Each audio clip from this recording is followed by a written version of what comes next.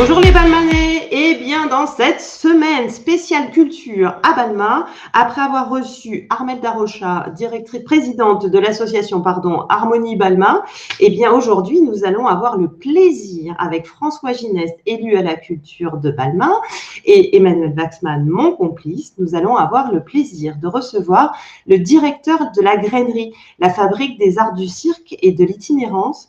Mais juste avant, comme on aime bien le faire, nous allons regarder une vidéo pour vous donner un petit peu la température de tout ce que ces artistes circassiens sont capables de produire, y compris en période de confinement et à Balma.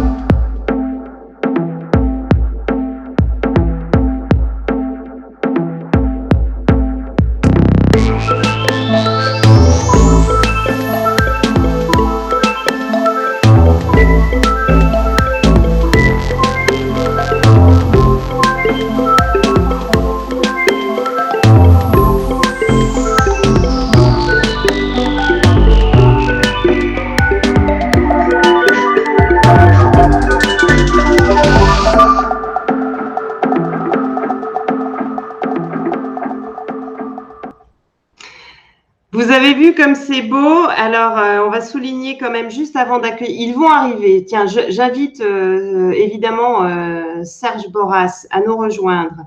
J'invite François Gineste à nous rejoindre également. J'invite Emmanuel Waxman à nous rejoindre. Mais en attendant, je voudrais saluer. Ils sont tous, ça y est, ils sont là. Nous sommes samedi. Hier, on a vu Armelle Darocha, comme je vous le disais, pour Harmonie Balma. Mais aujourd'hui, je voudrais saluer les performances des artistes, de l'équipe artistique La Mince Affaire. Au montage, on avait, et à la prise de vue, Hugo Moreau. Et à la création musicale, on adore. Ça a été repris sur toutes vos vidéos, Serge Boras, dans les balades balmanaises. Papa Ours. Bienvenue, Serge Boras. Merci, bonjour. Merci beaucoup de votre accueil. Avec grand plaisir. Merci d'avoir répondu à l'invitation. Mais comment? Est-ce que je crois que Manu, il avait envie de poser une première question. Ah, bonjour Manu.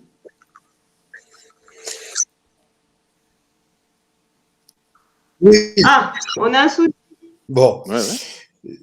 Je disais donc que la vidéo est intéressante parce qu'on voit donc des créations circassiennes contemporaines et que je te disais tout à l'heure, moi quand je rencontre des gens que je parle de cirque, on me dit ah non, moi je peux voir de lion, je peux voir de girafe, etc. Donc c'est peut-être important de rappeler que la fabrique des arts du cirque et de l'itinérance balmanaise, c'est ce qu'on appelle du cirque contemporain.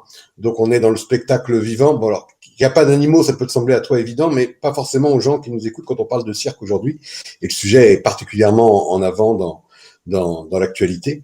Et voilà, donc comment on définirait le cirque contemporain? C'est de la performance artistique, physique? Comment tu définirais ça? Alors, ce qu'on appelle le cirque contemporain, le nouveau cirque, le cirque de création, selon la période, on change un petit peu d'appellation. C'est construit par opposition, en quelque sorte, au cirque traditionnel sur certains points. Alors, celui que tu viens de décrire, c'est-à-dire surtout pas d'animaux sauvages à la piste ou au plateau, ce qui n'interdit pas la présence de certains animaux domestiques, hein, chiens, cheval, par exemple.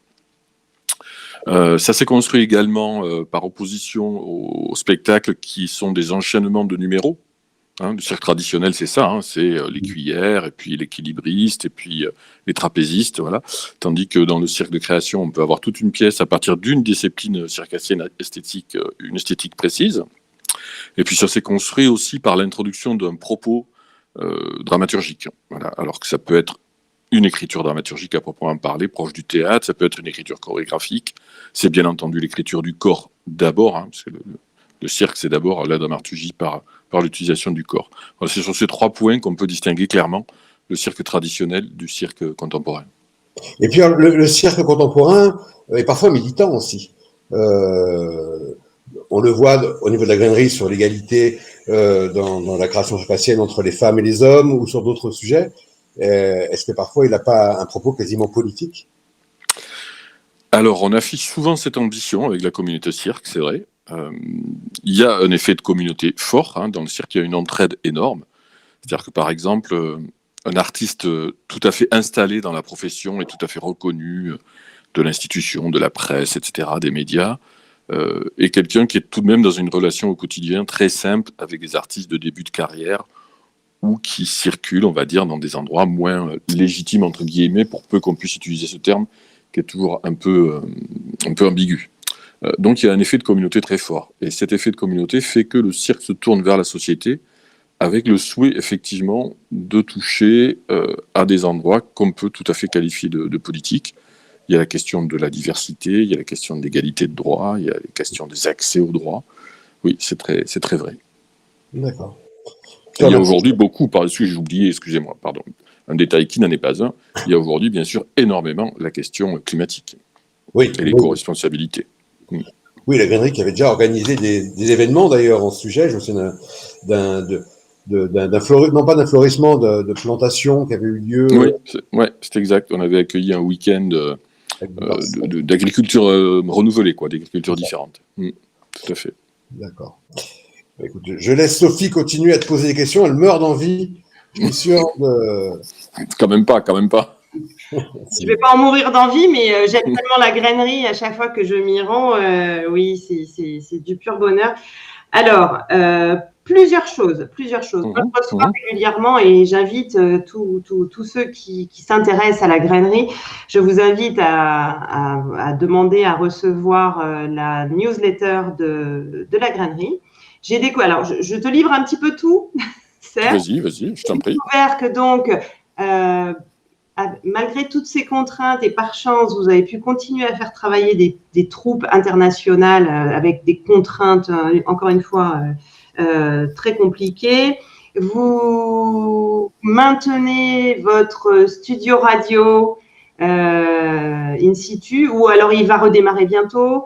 Vous lancez ou relancez, ça j'ai pas bien perçu dans la dernière newsletter, j'avoue, je l'ai peut-être parcouru un petit peu trop rapidement, des espaces de coworking. Enfin, il se passe plein de choses, vous êtes en pleine effervescence. Je voudrais aussi qu'on se parle, je te relancerai, je te lance tous les sujets. Oui, vas-y. Vous avez eu 3 jours de hackathon. J'aimerais que tu nous en dises quelques mots, parce que même si c'est pas ouvert au public, ça va vraiment dans la démarche, si j'ai bien compris, c'est que ça va quand même vraiment dans la démarche de la défense des métiers circassiens. Oui, c'est exact.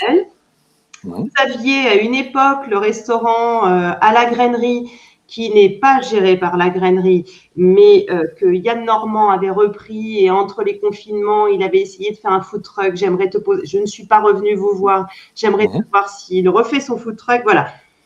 J'ai plein de questions. Je vois. On peut les prendre une après l'autre, peut-être. Alors, allons-y sur le hackathon. Raconte-nous. Alors, le terme hackathon, vous l'avez entendu un peu plus souvent ces dernières années. C'est un terme qui est relatif à des dispositifs mis en place dans le cadre d'intelligence collective, en fait. Se réunir sur un temps relativement court et dans ce temps, aborder tous les sujets qui conditionnent la réussite de quelque chose. En ce qui nous concerne, c'est la réussite de l'accompagnement des parcours d'équipe artistique dans le domaine des arts du cirque. Donc pendant 3 jours, nous nous sommes réunis avec des compagnies, des représentants de compagnies, des responsables artistiques, alors tu le disais, transfrontaliers, espagnols comme français, hein, puisque ce sont des fonds européens transfrontaliers, entre autres, qui nous permettent de financer ce type d'activité. Nos collègues en charge de la médiation, du partenariat avec les entreprises, et puis quelques observatrices, observateurs.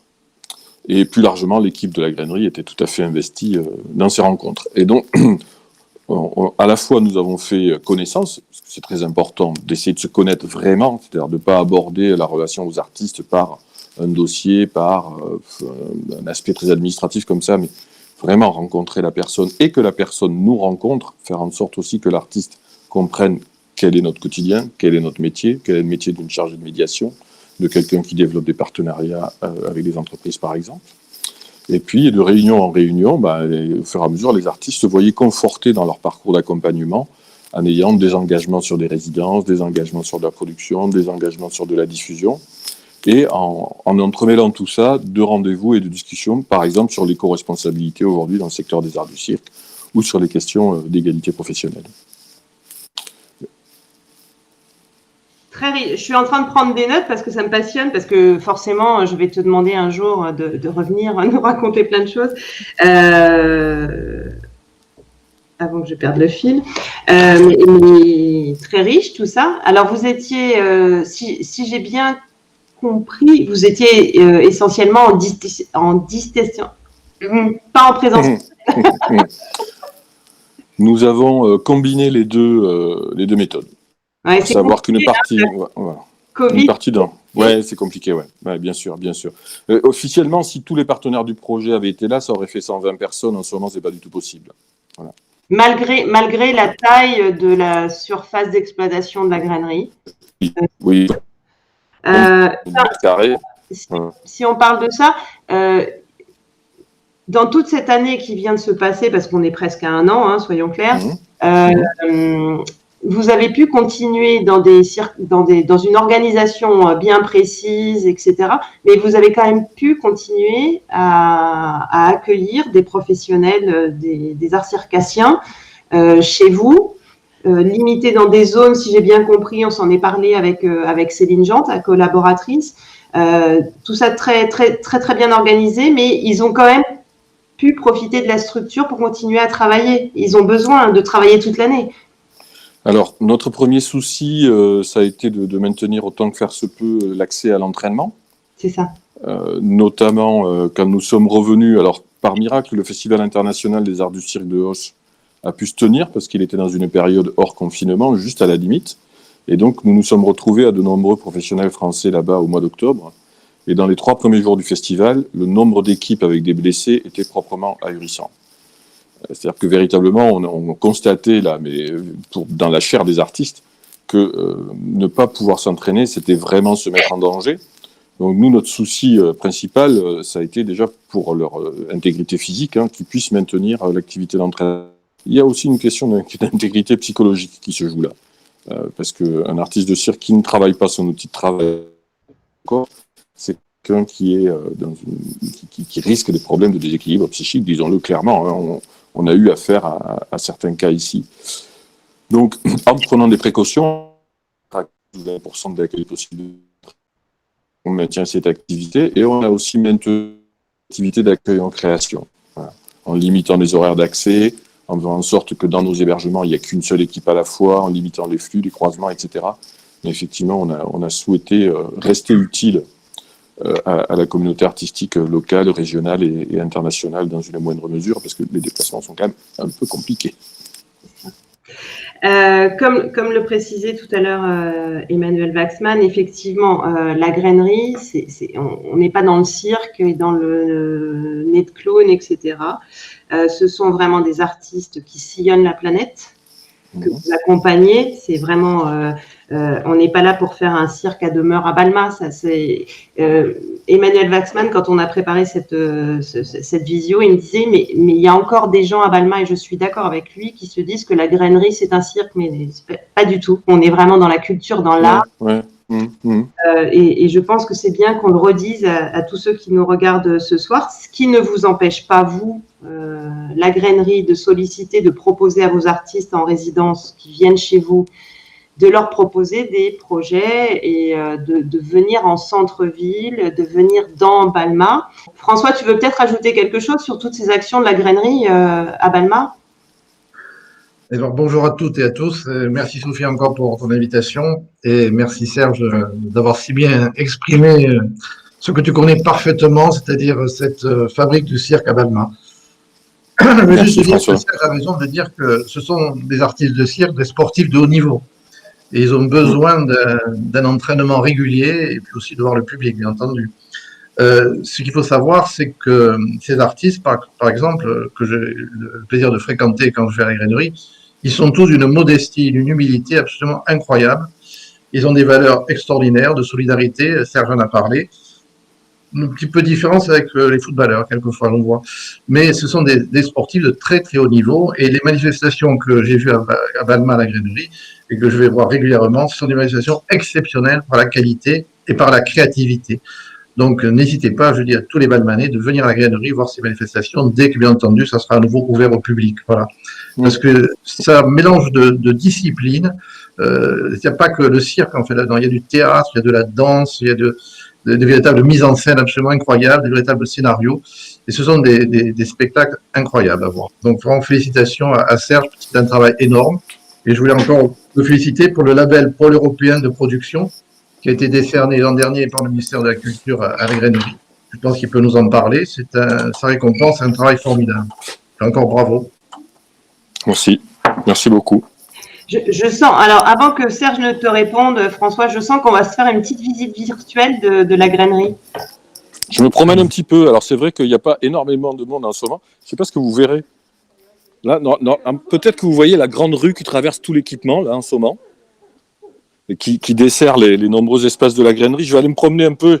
Je vais essayer d'aller faire un petit tour en salle d'entraînement, mais avant, je corrige, parce que je viens de faire une grosse bêtise. Je suis sorti de mon... oui, je suis sorti de mon bureau sans masque. Ça ne va pas du tout, ça. Je vais me faire engueuler par mon équipe. S'il n'y a personne, c'est pas grave, si tu croises personne. Surtout pas, François, surtout pas. On fait beaucoup de pédagogie sur le port du masque. Ça, c'est très, très important. Je le redirai tout à l'heure. C'est important. Absolument. Tu peux nous faire un peu de trapèze, peut-être? Alors, tu sais que moi, je fais faire du cirque aux autres, mais que je ne suis absolument pas sportif. Je le dis en direct, comme ça, je n'ai pas peur. C'est aussi important les organisateurs que les artistes, quelquefois, parce que c'est un travail énorme d'organiser. Absolument, c'est beaucoup de travail. On a une belle équipe pour ça. Je sais. Il y a des compagnies qui s'entraînent actuellement ? Oui, en ce moment, on a des équipes qui sont en création dans les salles. Il y a un studio qui est dédié à l'école en permanence, il y a toujours ce minimum d'activité. Voilà, je vous présente Isor à l'accueil de la grainerie. Cet accueil, il est surtout là, il est d'abord là pour l'accueil de l'activité d'entraînement, qui est notre activité numéro 1. Vous m'entendez toujours ? Oui, on t'entend très bien. Pendant qu'il marche, il nous fait visiter la grainerie, mais il y a une question que je me pose quand même. Toutes ces compagnies, tu en as rapidement parlé tout à l'heure, qui subissent de plein fouet, comme tout le monde artistique, cette crise. Comment elles arrivent à vivre aujourd'hui, finalement, parce qu'il faut survivre quand même. Le spectacle, c'est quand même leur gagne-pain. Et est-ce qu'elles arrivent quand même à faire est-ce qu'il y a des billets par lesquels elles peuvent arriver à survivre? Ça ne peut pas durer éternellement, j'imagine. Il y a les aides de l'État, naturellement. Mais, oui, alors, là, en ce moment, nous sommes dans ce que l'État a appelé l'année blanche. C'est-à-dire qu'il a reconduit automatiquement l'accès à des droits d'assurance chômage pour des artistes qui avaient déjà accès l'année précédente. À minima, mais quand même. Ensuite, il y a des activités de médiation qui peuvent avoir lieu, pour lesquelles on salarie des artistes. Quand nous sommes allés tourner les vidéos dans Balma, on a salarié des artistes là également. Donc on a quelques activités comme ça qui permettent le salariat. Je vais essayer de tourner l'appareil. Vas-y. Je ne sais pas si vous voyez. Ça bosse. Alors voilà, là, normalement, il devrait être hors pandémie, il serait une bonne trentaine. Eh oui. Serge, tu parlais de salariés des artistes, oui, pour ces vidéos d'emballement, par exemple. Oui. Tous ces artistes, ils ont un statut, j'imagine, d'intermittent du spectacle avec le fameux 507 heures ou 510 heures. Exact. Pour la plupart d'entre eux, oui.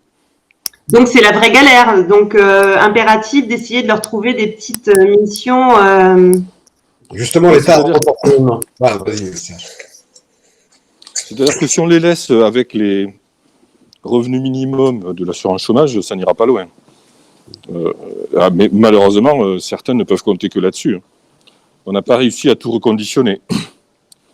Ce que nous avons décidé aussi, comme beaucoup de nos collègues, c'est quand nous avons dû annuler des représentations, nous avons tout de même maintenu la part principale des salaires.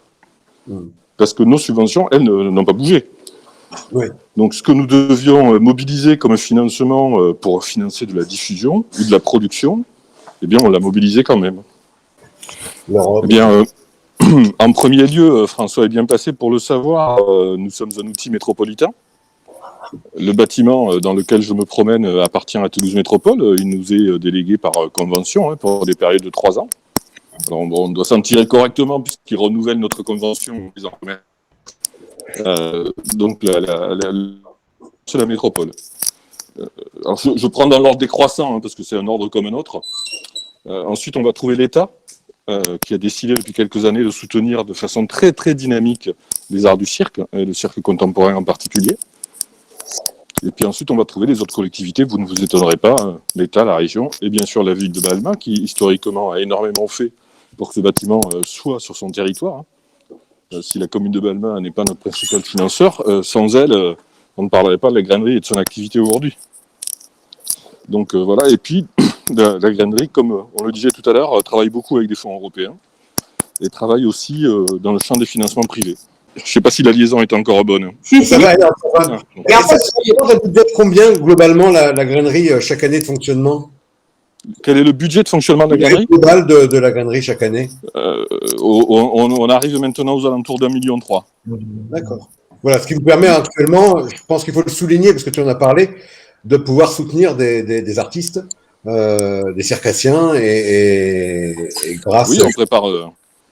Exact, on prépare demain. C'est-à-dire qu'on verse quand même des parts de production, on fait des rendez-vous professionnels, on prépare ce que nous espérons comme étant un ciel un peu plus éclairci du point de vue épidémiologique.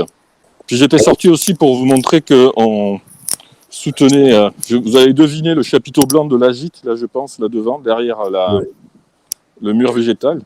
Oui. C'est parce qu'on les a recueillis pour qu'ils puissent prêter leur chapiteau à des compagnies de théâtre qui, elles aussi, sont bien en peine et manquent de lieux de travail en ce moment. Donc, vous voyez, on a ouvert au maximum les murs de la grainerie, au moins aux artistes pour pouvoir travailler, si ce n'est au public. Fabuleux. Artiste au grand cœur, définitivement, on va dire ça. Hein. C'est ça la culture. Là, c'est un secteur on doit se serrer les coudes. Alors, on n'a pas vu le Grand Volant, ma salle préférée, mais c'est déjà très gentil de nous avoir fait cette balade. J'y étais, mais malheureusement, il n'y a pas de répétition de Grand Volant à cette heure-ci. La prochaine fois, Sophie, tu pourras faire une démonstration au Grand Volant. Alors, des gens qui veulent s'initier. Je voulais en dire, c'est que pour les 2 ans de mémoire de Balma 31, Serge et toute son équipe de la grainerie nous avaient accueillis pour fêter notre anniversaire. D'ailleurs, François Ginès, tu étais là, toi déjà. Et parmi les gentillesses et les adorables attentions de la grainerie, il y avait eu un entraînement de grand volant offert à un des participants. Moi, quand j'ai regardé ça, j'ai fait « je vais pas pouvoir ». Et pas longtemps après, en extérieur, à quelle occasion, je ne m'en souviens plus, Serge, mais tu vas peut-être me rafraîchir la mémoire, vous aviez installé le grand volant à l'extérieur et pendant tout un week-end, on avait pu s'entraîner. Et 2 de mes filles l'ont fait, elles n'étaient pas bien âgées à l'époque, mais elles ont adoré. Et moi, définitivement, j'adore les voir seul. Je pense que c'était pour une édition de Génération Grainerie. Oui, exact. Génération Grainerie, tout à fait. Ouais. Je me souviens. Est-ce qu'on peut se parler un petit peu de la radio, de l'espace coworking, de tout ça? Bah, toi, tu as le nez creux, hein, parce que là, j'y arrive, là. Avec exprès. Quel Bon, timing. là, vous avez des postes qui vont être bientôt donc, proposés à des personnes qui voudraient venir travailler dans une ambiance circassienne, quelques heures, quoi, une demi-journée ou 3 heures. Voilà. Ça serait proposé à des entreprises qui ne sont pas dans l'univers circassien. Alors, le projet de base, c'est l'idée de réunir dans un même espace à la fois notre activité de radio d'un point de vue social, à la fois des équipes artistiques de passage pour qu'elles puissent travailler posément, en ayant un espace à elles, et à la fois des gens qui viennent du secteur de l'entreprise. D'accord. Donc on a ici une pièce, bon, je ne sais pas si vous la verrez très bien avec un téléphone, qui est une pièce de réunion qui sera proposée dans les semaines qui viennent, voilà, soit pour faire des réunions d'entreprise, soit des compagnies de passage pour travailler, et on espère que ces gens-là vont se parler. Et puis, à côté de cette pièce, effectivement, va venir bientôt s'installer à demeure, avec l'association Médias Communs, tout un matériel radio. Hop. Voilà, le petit local. Vous reconnaissez la vitre traditionnelle, hein, par laquelle on s'adresse par signe quand on ne s'entend pas bien au casque aux techniciens.